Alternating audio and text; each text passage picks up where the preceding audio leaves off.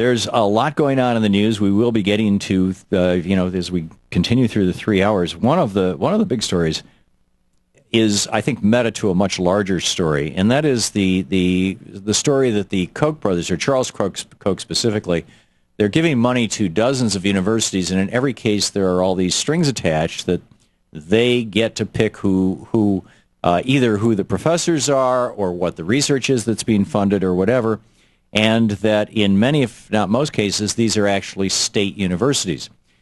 And that's my concern. And I wanted to get Jamie Weinstein on.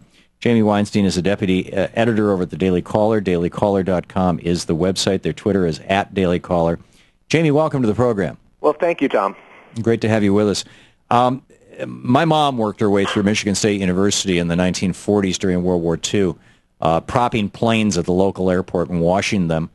At that time, Michigan State University was a land-grant college and was owned by the state of Michigan entirely, as were virtually all the state universities around the country. Thus, a girl whose dad had died when she was 13 and whose mom, worked as a city clerk up in Charlevoix, could literally put herself through college, graduate magna cum laude, without a penny from a wealthy family, which is what my mother did. When Ronald Reagan came into office in 1980, the University of California was owned by the state of California. Tuition was free, in fact. Reagan did away with that. Now we have, today, the average state university is funded by its state only to the tune of 10 to 20%, and they're out having to grub for money, beg for money. Are you comfortable with the day coming when there is a chair on Chinese studies funded by the Chinese government, and the importance of and research is being done into the importance of censorship to maintain social stability?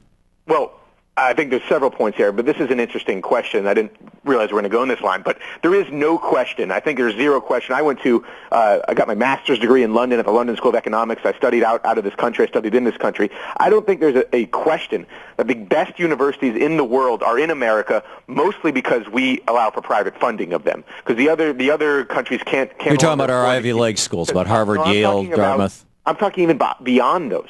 I'm talking down the list. Go look at the top 100 universities in the country, in the world, by the rankings by the institutes that put them out. They're overwhelmingly dominated by American universities.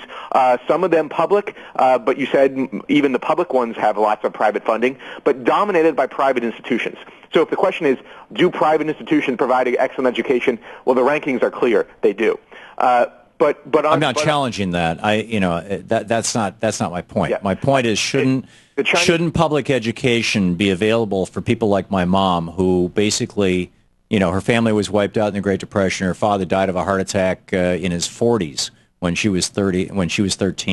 The family had nothing, yeah. And yet she was able to go to Michigan State University and graduate, at the top of her class, with a degree. Right, but Tom, having donors donate to public universities only makes that more possible, right? Because it makes the tuition cheaper than it would be, because the states obviously can't afford to put more of that money in. But by the way, before you just respond to that, you raised the specter of Chinese-funded Chinese studies departments. Well, we already have Saudi-funded Middle Eastern studies departments across this country at Harvard and Georgetown and other places. Right. The Saudi Arabian chair on the necessity of beheading adulterers, the Communist Party of China chair on Google censorship, the BP chair on how there is no climate change. I mean, are you ready for these? Are you comfortable with these? Of course, the question at hand is the Koch funding. The one I've looked at is at Florida State University. The Kochs actually funded research at a university about how there's no climate change. And there's research funded on the other side. I mean, you don't think that private donors can fund research? I don't think that's real research. It might reduce the credibility of the research, but the idea that the other side is funding research, I think, is a little silly. Isn't there a time, Jamie, when it's appropriate for us to say, if the rich want to have, Harvard and Yale available to them, and I realize that these Ivy League universities do offer some scholarships, and good on them for that.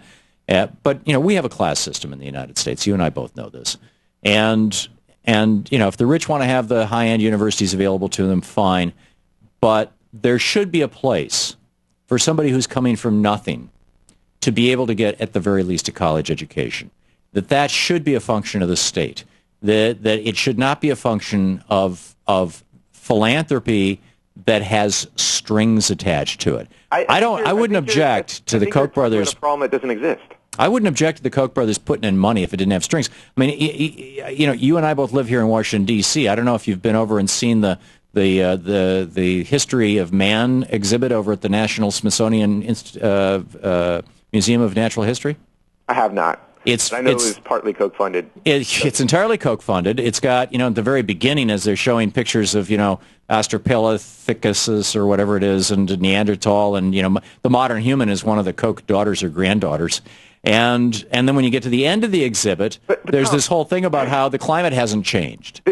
You're creating a straw man. There is no problem that the idea that only public universities can provide, we need these universities because it's the only way that struggling people can get an education. Well, first of all, they often can get an education, especially if they're very talented, from the top universities, because many of them have need-blind admissions, meaning at Harvard, for instance. That's what I said. There are some scholarships. So those scholarships don't even come close to meeting the demand. Right. So I don't understand what you're saying is that because Koch was willing to give $1.5 million to FSU with the stipulation that they both come to terms with a qualified professor that he agrees with as well, they can't get a good education. In fact, I think they're getting a better education because there's actually going to be some diversity of opinion maybe on the economics faculty, which doesn't exist in many departments across the country. You know how tenure started. Because they're afraid of people getting fired for their political views. Yeah, well, it was Scott Nearing. Scott and Helen Nearing. This was in 1915, and Scott Nearing was at the University of Pennsylvania, and he spoke out against child labor. And one of the provosts, one of the guys who was on the board of the college, actually ran a factory that employed children as labor. And the Supreme Court, a year later, 2 years later, had ruled that child labor was constitutional. Yeah. And so they fired Scott Nearing. And that led to such a backlash in the academic world that within 5 years you had tenure.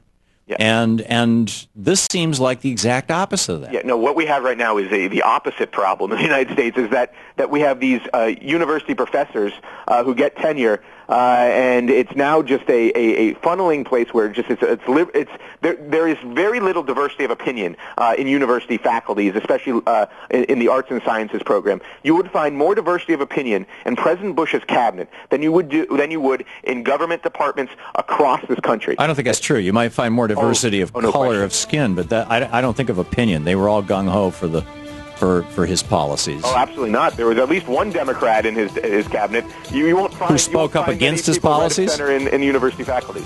Yeah. Okay.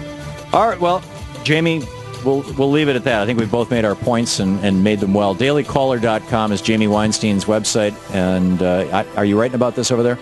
I have not written about this. I'm not as afraid of the Koch as some people. You can now.